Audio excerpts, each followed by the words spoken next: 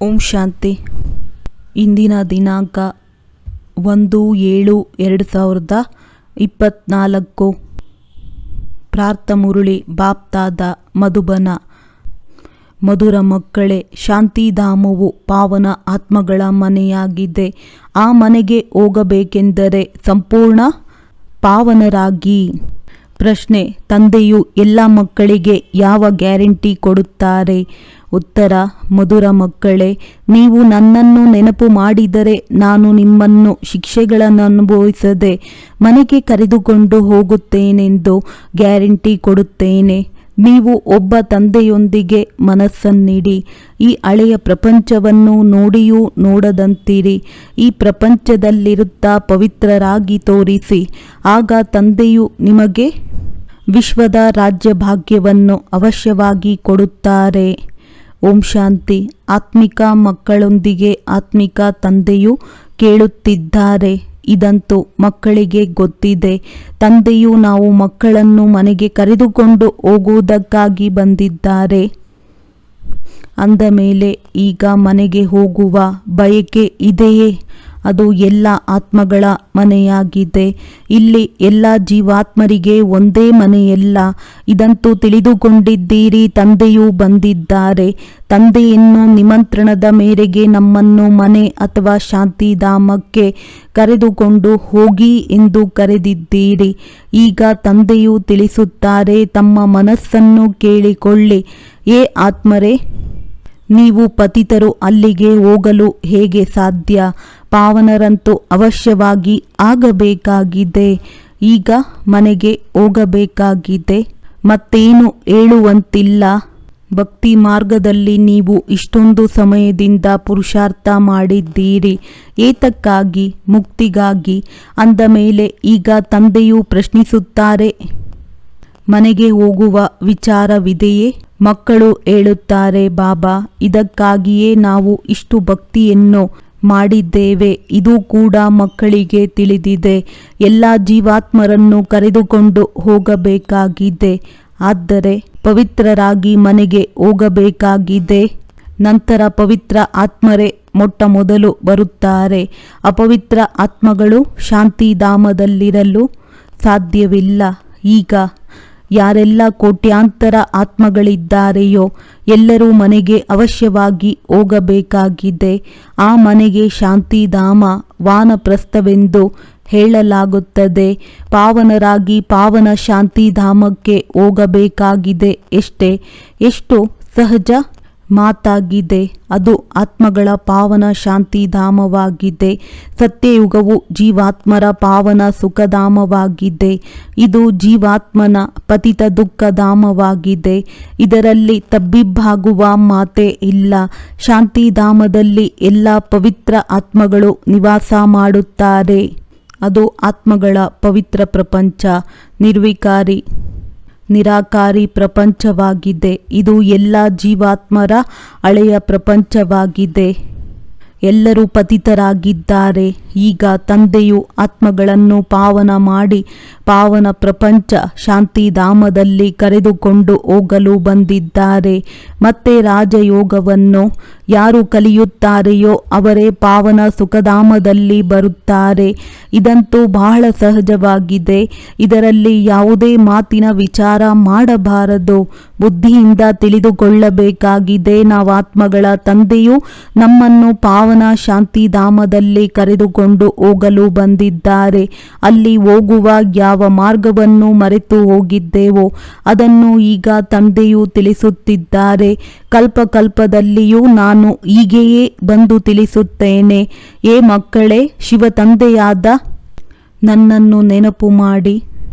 ಸರ್ವರ ಸದ್ಗತಿದಾತ ಒಬ್ಬರೇ ಸದ್ಗುರುವಾಗಿದ್ದಾರೆ. ಅವರೇ ಬಂದು ಮಕ್ಕಳಿಗೆ ಸಂದೇಶ ಅಥವಾ ಶ್ರೀಮತವನ್ನು ಕೊಡುತ್ತಾರೆ. ಮಕ್ಕಳೇ, ಈಗ ನೀವು ಏನು ಮಾಡುತ್ತೀರಿ? ಅರ್ಧಕಲ್ಪ ನೀವು ಬಹಳ ಭಕ್ತಿಯನ್ನು ಮಾಡಿದ್ದೀರಿ, ದುಃಖಿಯಾಗಿದ್ದೀರಿ. ಖರ್ಚು ಮಾಡುತ್ತಾ ಕಂಗಾಲರಾಗಿ ಬಿಟ್ಟಿರಿ. ಆತ್ಮವೂ ಸಹ ಸತೋ ಪ್ರಧಾನದಿಂದ ತಮೋ ಪ್ರಧಾನವಾಗಿ ಬಿಟ್ಟಿದೆ. ಸಾಕು, ಈ ಸ್ವಲ್ಪ ಮಾತುಗಳೇ ತಿಳಿದುಕೊಳ್ಳುವಂಥದ್ದಾಗಿದೆ. ಈಗ ಮನೆಗೆ ಹೋಗಬೇಕೇ ಅಥವಾ ಬೇಡವೇ? ಹೌದು ಬಾಬಾ, ಅವಶ್ಯವಾಗಿ ಹೋಗಬೇಕು. ಅದು ನಮ್ಮ ಮಧುರ ಶಾಂತಿಯ ಮನೆ ಆಗಿದೆ. ಇದು ಸಹ ಗೊತ್ತಿದೆ. ಅವಶ್ಯವಾಗಿ ನಾವೀಗ ಪತಿತರಾಗಿದ್ದೇವೆ, ಆದ್ದರಿಂದ ಹೋಗಲು ಸಾಧ್ಯವಿಲ್ಲ. ಈಗ ತಂದೆಯು ತಿಳಿಸುತ್ತಾರೆ, ನನ್ನನ್ನು ನೆನಪು ಮಾಡಿ, ಆಗ ನಿಮ್ಮ ಪಾಪಗಳು ನಾಶವಾಗುತ್ತವೆ. ಕಲ್ಪಕಲ್ಪವು ಇದೇ ಸಂದೇಶವನ್ನು ಕೊಡುತ್ತೇನೆ. ತಮ್ಮನ್ನು ಆತ್ಮನೆಂದು ತಿಳಿಯಿರಿ.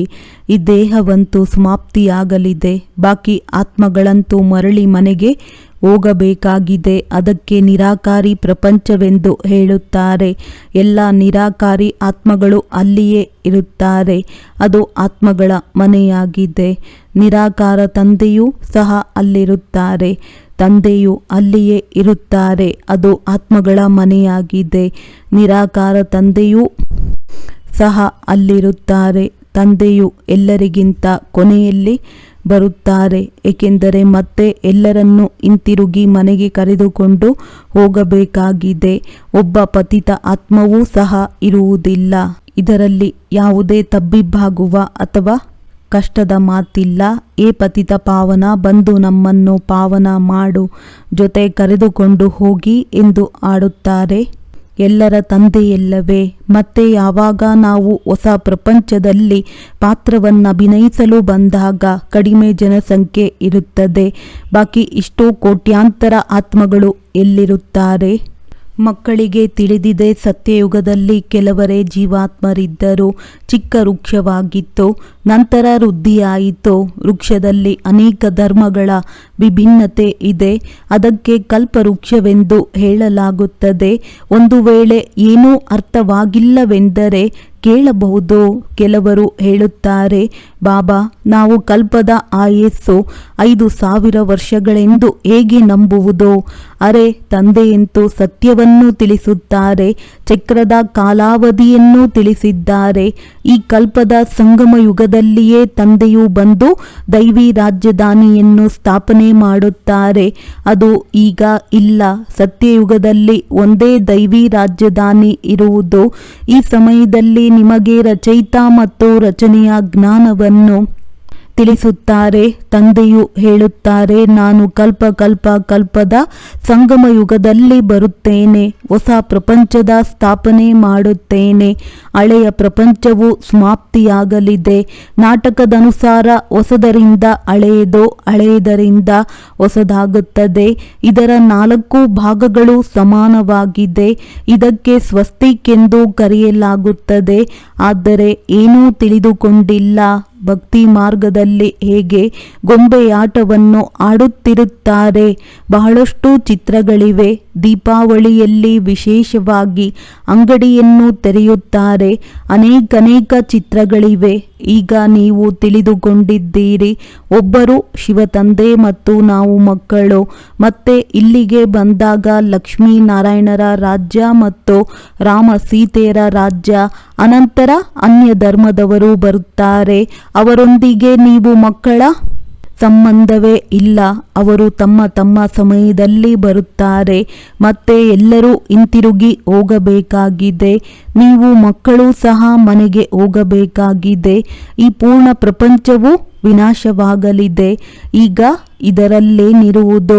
ಈ ಪ್ರಪಂಚದ ಕಡೆ ಮನಸ್ಸೇ ಹೋಗುವುದಿಲ್ಲ. ಒಬ್ಬ ಪ್ರಿಯತಮನೊಂದಿಗೆ ಮನಸ್ಸಿಡಬೇಕು. ಅವರು ತಿಳಿಸುತ್ತಾರೆ, ಏ ಪ್ರಿಯತಮೆಯರೇ, ನನ್ನೊಬ್ಬನ ಜೊತೆ ಮನಸ್ಸಿಟ್ಟರೆ ನೀವು ಪಾವನರಾಗುತ್ತೀರಿ. ಈಗ ಬಹಳ ಸಮಯವು ಕಳೆಯಿತು, ಸ್ವಲ್ಪವೇ ಉಳಿದಿದೆ. ಸಮಯವು ಹೋಗುತ್ತಾ ಇರುತ್ತದೆ. ಯೋಗದಲ್ಲಿಲ್ಲದಿದ್ದರೆ ಅಂತಿಮದಲ್ಲಿ ಅವರು ಬಹಳ ಪಶ್ಚಾತ್ತಾಪ ಪಡುತ್ತಾರೆ. ಶಿಕ್ಷೆಗಳನ್ನು ಅನುಭವಿಸುತ್ತಾರೆ. ಪದವಿಯು ಭ್ರಷ್ಟವಾಗಿ ಬಿಡುತ್ತದೆ. ಇದು ಸಹ ನೀವು ಮಕ್ಕಳಿಗೆ ತಿಳಿದಿದೆ. ನಮ್ಮ ಮನೆಯನ್ನು ಬಿಟ್ಟು ನಾವು ಎಷ್ಟೊಂದು ಸಮಯವಾಗಿ ಹೋಯಿತು. ಮನೆಗೆ ಹೋಗುವುದಕ್ಕಾಗಿಯೇ ತಲೆಕೆಡಿಸಿಕೊಳ್ಳುತ್ತಾರಲ್ಲವೇ? ತಂದೆಯೂ ಸಹ ಮನೆಯಲ್ಲಿಯೇ ಸಿಗುವರು. ಸತ್ಯಯುಗದಲ್ಲಂತೂ ಸಿಗುವುದಿಲ್ಲ. ಮುಕ್ತಿಧಾಮದಲ್ಲಿ ಹೋಗುವುದಕ್ಕಾಗಿ ಮನುಷ್ಯರು ಎಷ್ಟೊಂದು ಶ್ರಮ ಪಡುತ್ತಾರೆ. ಅದಕ್ಕೆ ಭಕ್ತಿ ಮಾರ್ಗವೆಂದು ಹೇಳಲಾಗುತ್ತದೆ. ಈಗ ಡ್ರಾಮಾ ಅನುಸಾರ ಭಕ್ತಿಯು ಸಮಾಪ್ತಿಯಾಗಬೇಕಾಗಿದೆ. ಈಗ ನಾನು ನಿಮ್ಮನ್ನು ಮನೆಗೆ ಕರೆದುಕೊಂಡು ಹೋಗುವುದಕ್ಕಾಗಿ ಬಂದಿದ್ದೇನೆ. ಅವಶ್ಯವಾಗಿ ಕರೆದುಕೊಂಡು ಹೋಗುತ್ತೇನೆ. ಯಾರೆಷ್ಟು ಪಾವನರಾಗುತ್ತೀರೋ ಅಷ್ಟು ಶ್ರೇಷ್ಠ ಪದವಿಯನ್ನು ಪಡೆಯುತ್ತೀರಿ. ಇದರಲ್ಲಿ ತಬ್ಬಿಬ್ಬಾಗುವ ಮಾತಿಲ್ಲ. ತಂದೆಯು ತಿಳಿಸುತ್ತಾರೆ, ಮಕ್ಕಳೇ, ನೀವು ನನ್ನನ್ನು ನೆನಪು ಮಾಡಿ ನಿಮ್ಮನ್ನು ಶಿಕ್ಷೆಯನ್ನು ಅನುಭವಿಸದೆ ಮನೆಗೆ ಹೋಗುತ್ತೀರಿ ಎಂದು ಗ್ಯಾರಂಟಿ ಕೊಡುತ್ತೇನೆ. ನೆನಪಿನಿಂದ ನಿಮ್ಮ ಎಲ್ಲ ವಿಕರ್ಮಗಳು ವಿನಾಶವಾಗುತ್ತದೆ. ಒಂದು ವೇಳೆ ನೆನಪು ಮಾಡದಿದ್ದರೆ ಶಿಕ್ಷೆಗಳನ್ನು ಅನುಭವಿಸಬೇಕಾಗುತ್ತದೆ. ಪದವಿಯು ಭ್ರಷ್ಟವಾಗಿ ಬಿಡುತ್ತದೆ.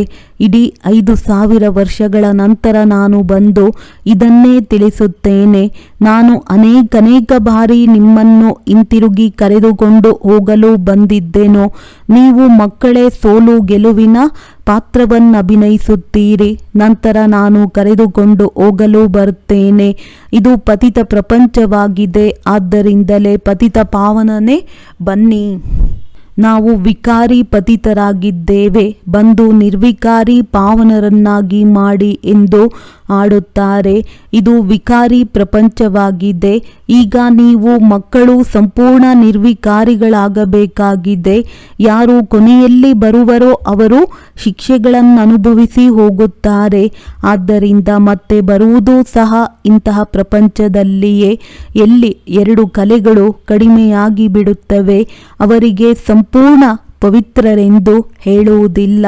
ಆದ್ದರಿಂದ ಈಗ ಪೂರ್ಣ ಪುರುಷಾರ್ಥ ಮಾಡಬೇಕು. ಕಡಿಮೆ ಪದವಿಯಾಗಿ ಬಿಡುವಂಥದ್ದಾಗಬಾರದು. ಬಲೆ ರಾವಣ ರಾಜ್ಯವಿರುವುದಿಲ್ಲ, ಆದರೆ ಪದವಿಯಂತೂ ನಂಬರ್ ವಾರ್ ಇರುತ್ತದೆ. ಆತ್ಮದಲ್ಲಿ ತುಕ್ಕು ಬೀಳುತ್ತದೆ ಎಂದರೆ ಅದಕ್ಕೆ ಅಂತಹ ಶರೀರವೇ ಸಿಗುತ್ತದೆ. ಆತ್ಮವು ಚಿನ್ನದಿಂದ ಬೆಳ್ಳಿಯ ಸಮಾನವಾಗಿ ಬಿಡುತ್ತದೆ. ಬೆಳ್ಳಿಯ ಅಂಶವು ತುಕ್ಕು ಆತ್ಮದಲ್ಲಿ ಬೀಳುತ್ತದೆ. ಮತ್ತೆ ದಿನ ಪ್ರತಿದಿನ ಹೆಚ್ಚಿನದಾಗಿ ಕೊಳಕಾದ ತುಕ್ಕು ಬೀಳುತ್ತಾ ಹೋಗುತ್ತದೆ. ತಂದೆಯು ಬಹಳ ಚೆನ್ನಾಗಿ ತಿಳಿಸುತ್ತಾರೆ. ಯಾರಿಗಾದರೂ ಅರ್ಥವಾಗದಿದ್ದರೆ ಕೈಯನ್ನೆತ್ತಿ. ಯಾರು 84 ಜನ್ಮಗಳ ಚಕ್ರವನ್ನು ಸುತ್ತಿದ್ದಾರೆಯೋ ಅವರಿಗೆ ತಿಳಿಸುತ್ತೇನೆ. ಇವರ ಬ್ರಹ್ಮ 84 ಜನ್ಮಗಳ ಅಂತಿಮದಲ್ಲಿ ನಾನು ಬಂದು ಪ್ರವೇಶ ಮಾಡುತ್ತೇನೆ. ಇವರೇ ಮತ್ತೆ ಮೊದಲ ನಂಬರಿನಲ್ಲಿ ಬರಬೇಕಾಗಿದೆ. ಯಾರು ಮೊದಲಿಗನಾಗಿದ್ದಾರೆಯೋ ಅವರೇ ಕೊನೆಯಲ್ಲಿದ್ದಾರೆ. ಪುನಃ ಅವರೇ ಮೊದಲಿಗರಾಗಬೇಕಾಗಿದೆ. ಯಾರು ಬಹಳ ಜನ್ಮಗಳ ಅಂತಿಮದಲ್ಲಿ ಪತಿತರಾಗಿ ಬಿಟ್ಟಿದ್ದಾರೆಯೋ ಅವರ ಶರೀರದಲ್ಲಿಯೇ ಪತಿತ ಪಾವನನಾದ ನಾನು ಬರುತ್ತೇನೆ. ಅವರನ್ನು ಪಾವನ ಮಾಡುತ್ತೇನೆ. ನಾನು ಎಷ್ಟು ಸ್ಪಷ್ಟವಾಗಿ ತಿಳಿಸುತ್ತೇನೆ. ಮಕ್ಕಳೇ, ನನ್ನನ್ನು ನೆನಪು ಮಾಡಿದರೆ ನಿಮ್ಮ ಪಾಪಗಳು ಭಸ್ಮವಾಗುತ್ತವೆ. ಗೀತಾ ಜ್ಞಾನವಂತೂ ಬಹಳಷ್ಟು ಕೇಳಿದ್ದೀರಿ ಮತ್ತು ಹೇಳಿದ್ದೀರಿ. ಆದರೆ ಅದರಿಂದಲೂ ಸಹ ನೀವು ಸದ್ಗತಿಯನ್ನು ಪಡೆಯಲಿಲ್ಲ. ಅನೇಕ ಸನ್ಯಾಸಿಗಳು ನಿಮಗೆ ಮಧುರಾತಿ ಮಧುರ ಕಂಠದಿಂದ ಶಾಸ್ತ್ರಗಳನ್ನು ತಿಳಿಸಿದರು. ಈ ಮಧುರವಾದ ಶಬ್ದಗಳನ್ನು ಕೇಳಿ ದೊಡ್ಡ ದೊಡ್ಡ ವ್ಯಕ್ತಿಗಳು ಹೋಗಿ ಸೇರುತ್ತಾರೆ. ಕನರಸವಲ್ಲವೇ? ಭಕ್ತಿ ಮಾರ್ಗದಲ್ಲಿ ಇರುವುದೇ ಕನರಸ. ಆದರೆ ಇಲ್ಲಂತೂ ಆತ್ಮವು ತಂದೆಯನ್ನು ನೆನಪು ಮಾಡಬೇಕಾಗಿದೆ. ಭಕ್ತಿ ಮಾರ್ಗವು ಈಗ ಪೂರ್ಣವಾಗುತ್ತದೆ. ತಂದೆಯು ತಿಳಿಸುತ್ತಾರೆ, ನಾನು ನೀವು ಮಕ್ಕಳಿಗೆ ಜ್ಞಾನವನ್ನು ತಿಳಿಸಲು ಬಂದಿದ್ದೇನೆ. ಇದು ಯಾರಿಗೂ ಗೊತ್ತಿಲ್ಲ. ನಾನೇ ಜ್ಞಾನ ಸಾಗರನಾಗಿದ್ದೇನೆ. ಜ್ಞಾನಕ್ಕೆ ತಿಳುವಳಿಕೆ ಎಂದು ಹೇಳಲಾಗುತ್ತದೆ. ತಂದೆಯು ನಿಮಗೆ ಎಲ್ಲವನ್ನೂ ಓದಿಸುತ್ತಾರೆ. 84 ಜನ್ಮಗಳ ಚಕ್ರವನ್ನು ತಿಳಿಸುತ್ತಾರೆ. ನಿಮ್ಮಲ್ಲಿ ಪೂರ್ಣ ಜ್ಞಾನವಿದೆ. ಸ್ಥೂಲ ವತನದಿಂದ ಸೂಕ್ಷ್ಮ ವತನವನ್ನು ಪಾರು ಮಾಡಿ ಮೂಲ ವತನಕ್ಕೆ ಹೋಗುತ್ತೀರಿ. ಮೊಟ್ಟ ಮೊದಲು ಲಕ್ಷ್ಮೀನಾರಾಯಣರ ರಾಜ್ಯವಿರುತ್ತದೆ. ಅಲ್ಲಿ ವಿಕಾರಿ ಮಕ್ಕಳಿರುವುದಿಲ್ಲ. ರಾವಣ ರಾಜ್ಯವೇ ಇರುವುದಿಲ್ಲ. ಯೋಗ ಬಲದಿಂದ ಎಲ್ಲವೂ ನಡೆಯುತ್ತದೆ. ಈಗ ಮಗುವಾಗಿ ಗರ್ಭ ಮೆಹಲಿನಲ್ಲಿ ಹೋಗಬೇಕೆಂದು ನಿಮಗೆ ಸಾಕ್ಷಾತ್ಕಾರವಾಗುತ್ತದೆ. ಆಗ ಖುಷಿಯಿಂದ ಹೋಗುತ್ತಾರೆ. ಇಲ್ಲಂತೂ ಮನುಷ್ಯರು ಶರೀರವಿರುವಾಗ ಎಷ್ಟೊಂದು ಅಳುತ್ತಾರೆ, ಚೀರಾಡುತ್ತಾರೆ. ಇಲ್ಲಂತೂ ಗರ್ಭ ಜೈಲಿನಲ್ಲಿ ಹೋಗುತ್ತಾರಲ್ಲವೇ? ಸತ್ಯಯುಗದಲ್ಲಿ ಅಳುವ ಚೀರಾಡುವ ಮಾತಿಲ್ಲ. ಶರೀರವಂತೂ ಅವಶ್ಯವಾಗಿ ಬದಲಾಯಿಸಬೇಕಾಗುತ್ತದೆ. ಹೇಗೆ ಸರ್ಪದ ಉದಾಹರಣೆ ಇದೆ. ಅಂದ ಮೇಲೆ ಇದರಲ್ಲಿ ತಬ್ಬಿಬ್ಬಾಗುವ ಮಾತಿಲ್ಲ. ಹೆಚ್ಚಿನದಾಗಿ ಕೇಳುವುದಿರುವುದಿಲ್ಲ. ಒಮ್ಮೆಲೆ ಪಾವನರಾಗುವ ಪುರುಷಾರ್ಥದಲ್ಲಿ ತೊಡಗಬೇಕು. ತಂದೆಯನ್ನು ನೆನಪು ಮಾಡುವುದು ಪರಿಶ್ರಮವಾಗುತ್ತದೆಯೇ? ತಂದೆಯ ಸನ್ಮುಖದಲ್ಲಿ ಕುಳಿತಿದ್ದೀರಲ್ಲವೇ? ನಾನು ನಿಮ್ಮ ತಂದೆ, ಸುಖದ ಆಸ್ತಿಯನ್ನು ಕೊಡುತ್ತೇನೆ. ನೀವು ಈ ಒಂದು ಅಂತಿಮ ಜನ್ಮದಲ್ಲಿ ನೆನಪಿನಲ್ಲಿರಲು ಸಾಧ್ಯವಿಲ್ಲವೇ? ನೀವು ಬಹಳ ಚೆನ್ನಾಗಿ ತಿಳಿದುಕೊಳ್ಳುತ್ತೀರಿ. ಆದರೂ ಸಹ ಮತ್ತೆ ಮನೆಯಲ್ಲಿ ಹೋಗಿ ಸ್ತ್ರೀ ಮೊದಲಾದವರ ಚೆಹರೆಯನ್ನು ನೋಡುತ್ತಾರೆಂದರೆ ಮಾಯೆಯು ತಿಂದು ಬಿಡುತ್ತದೆ. ತಂದೆಯು ತಿಳಿಸುತ್ತಾರೆ, ಮಕ್ಕಳೇ, ಯಾರಲ್ಲಿಯೂ ಮನಸ್ಸಿಡಬೇಡಿ, ಎಲ್ಲವೂ ಸಮಾಪ್ತಿಯಾಗಲೇಬೇಕು. ಅಂದಾಗ ಒಬ್ಬ ತಂದೆಯನ್ನೇ ನೆನಪು ಮಾಡಬೇಕಾಗುತ್ತದೆ. ನಡೆಯುತ್ತಾ ತಿರುಗಾಡುತ್ತಾ ತಂದೆ ಮತ್ತು ತಮ್ಮ ರಾಜಧಾನಿಯನ್ನು ನೆನಪು ಮಾಡಿ ದೈವಿ ಗುಣಗಳನ್ನು ಧಾರಣೆ ಮಾಡಬೇಕಾಗಿದೆ. ಸತ್ಯಯುಗದಲ್ಲಿ ಈ ಕೊಳಕು ಪದಾರ್ಥಗಳಾದ ಮಾಂಸ ಇತ್ಯಾದಿಗಳಿರುವುದೇ ಇಲ್ಲ. ತಂದೆಯು ತಿಳಿಸುತ್ತಾರೆ, ವಿಕಾರಗಳನ್ನು ಬಿಟ್ಟು ಬಿಡಿ, ನಾನು ನಿಮಗೆ ವಿಶ್ವದ ರಾಜ್ಯ ಭಾಗ್ಯವನ್ನು ಕೊಡುತ್ತೇನೆ. ಎಷ್ಟು ಲಾಭವಾಗುತ್ತದೆ? ಅಂದ ಮೇಲೆ ಏಕೆ ಪವಿತ್ರರಾಗಿರುವುದಿಲ್ಲ? ಕೇವಲ ಒಂದು ಜನ್ಮದಲ್ಲಿ ಪವಿತ್ರರಾಗುವುದರಿಂದ ಎಷ್ಟು ದೊಡ್ಡ ಸಂಪಾದನೆಯಾಗಿ ಬಿಡುತ್ತದೆ. ಬಲೆ ಒಟ್ಟಿಗೆ ಇರಿ, ಜ್ಞಾನದ ಕತ್ತಿಯು ನಡುವೆ ಇರಲಿ.